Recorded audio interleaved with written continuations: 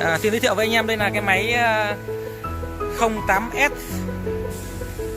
phân khúc cao cấp. Đó là phân khúc bên mình có cái thương hiệu riêng, đó là RB CNC của Euromatech. Con này là có tách phôi các bạn nhé. Con này là có tách phôi ạ. Anh em nhìn ạ.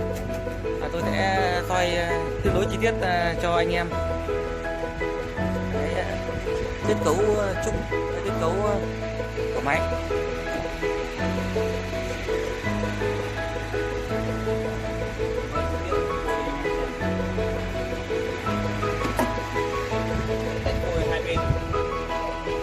Đây, các bạn điều khiển cái này thì nó cũng không quá mới mẻ, nhưng mà mình thấy là cũng rất là hay đấy.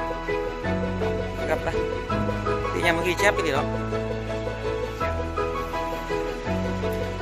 Tất cả cái máy của mình thì nó đều có cái cảm biến ở phía sau, phải có cảm biến thì máy hoạt động chính xác đấy anh em nhé.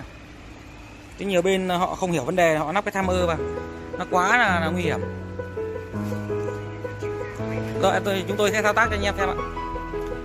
Làm việc đi. Rồi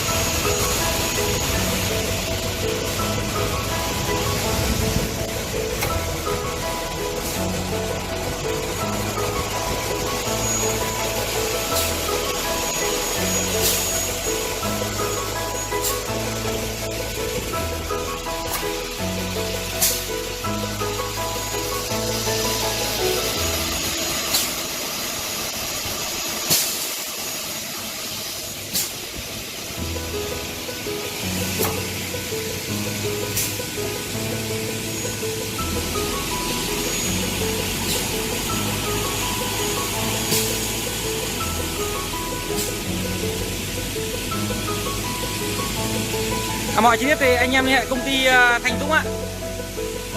Đây là giới thiệu anh em, đây là trưởng phòng kinh doanh của chúng tôi ở khu vực Hà Nội, anh Nguyễn Văn Đô, biệt danh là Mai Trung Đô ạ.